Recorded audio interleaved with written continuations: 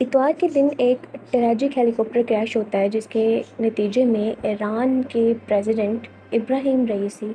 فورن minister حسین امیر عبداللہیان اور کئی دوسرے آفیشلز اپنی جانوں سے ہاتھ دھو بیٹھتے ہیں۔ یہ حادثہ اسلامک ریپبلک کے لیے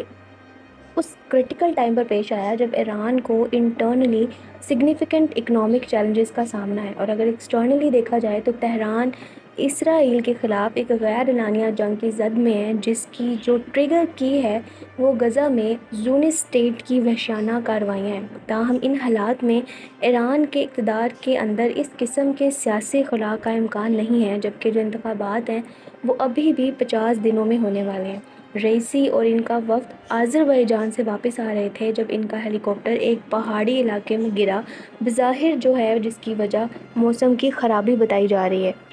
جہاز میں سوار تمام افراد کی ہلاکتوں کی تصدیق پیر کے روز کی گئی ہے۔ اگر رئیسی حکومت اور صدارت کی بات کی جائے تو رئیسی نے ایک کٹی ہوئی لیکن ایونٹ فل ٹرم کی نگرانی کی ہے۔ 2021 میں بھاگ دوڑ سنبھالی، جس کی انتظامیہ کے لیے سب سے زیادہ سنگین چیلنج 2022 میں مہیسا ایمنی کے احتجاج کی شکل میں سامنے آیا جب ایک نوجوان خاتون کی کنٹروورشل سرکمسٹانسز میں موت ہو گئی، اور یہ سارا واقعہ اس وقت پیش آیا جب وہ مورالیٹی پولیس کسٹڈی میں تھی۔ اینٹی گورنمنٹ مظاہروں نے حکومت کو ہلا کر رکھ دیا اور ریاست نے مظاہروں کے خلاف کریک ڈاؤن کرتے ہوئے اس کا جواب دیا۔ اگر فورن فرنٹ کی بات کریں تو لاسٹ ایئر رئیسی نے چائنیز میڈیشن کے ساتھ مل کر سعودی عرب کے ساتھ چیلنجز کو دوبارہ کھولا، اور یہ ایک ایسا عمل تھا جس میں امیر عبداللہیان کا بھی اہم کردار تھا۔ لیکن شاید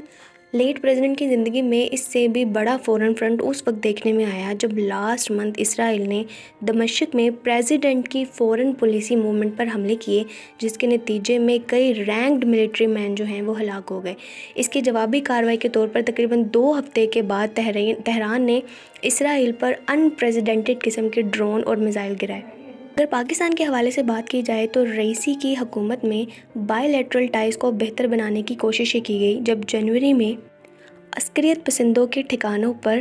بدصورت قسم کے میزائلوں کا تبادلہ ہوا تھا۔ اس کے علاوہ لاسٹ منتھ رئیسی کا پاکستان میں سرکاری دورہ اس بات کی طرف اشارہ کرتا ہے کہ تہران بھی اس ملک کے ساتھ تعلقات کو مزید گہرا کرنا چاہتا ہے، اور اس بات کی امید کی جا رہی ہے کہ جو نئے آنے والے ایرانی صدر ہوں گے وہ بھی اسی راستے پر چلیں گے۔ اب اگر بات کریں ایران کی تو دنیا ایران میں جیو پولیٹیکل اور ریجنل اثر و رسوخ کی وجہ سے پاور ایکسچینج کو بڑے غور سے دیکھے گی۔ کچھ ویسٹرن آبزرور تو ایرانی نظام کو سپریم لیڈر کی طرف سے چلائی جانے والی ٹوٹلیٹیرین ڈکٹیٹرشپ کے طور پر مسترد کرتے ہیں، لیکن اصل میں حقیقت اس سے بھی زیادہ کمپلیکس ہے۔ اب یہاں بات یہ آتی ہے کہ ایک طرف ایران کے نئے آنے والے رہنما کو انٹرنلی اکنامک پریشانیوں اور پولیٹیکل پولرائزیشن کا سامنا کرنا ہوگا، تو دوسری طرف مشرق وسطیٰ جو کہ بنیادی طور پر غزہ میں اسرائیلی مظالم کی وجہ سے ایک پاور گیگ جیسا ہے،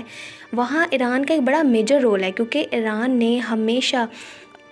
ایک ریجنل ڈائنمکس کے طور پر وہ سامنے آیا ہے۔ جو حماس، حزب اللہ اور جتنے بھی دوسرے اس طرح کے آرمڈ گروپ تھے جو اسرائیل کے خلاف اب بھی لڑ رہے ہیں، ایران ہمیشہ ان کے لیے ایک ووکل سپورٹر کے طور پر سامنے آتا رہا ہے۔ تو اس لیے یہ ساری چیزیں اس بات پر منحصر ہوں گی کہ جو آنے والا صدر ہوگا اور جو ہماری اسلامک ریپبلک اسٹیبلشمنٹ ہیں وہ اسرائیل کی طرف سے ہونے والے مسلسل پروووکیشن کا جواب کس طرح سے منتخب کرتی ہے۔ So this is all about toward Aisha Nazir. See you in the next vlog. Till then, Allah Hafiz.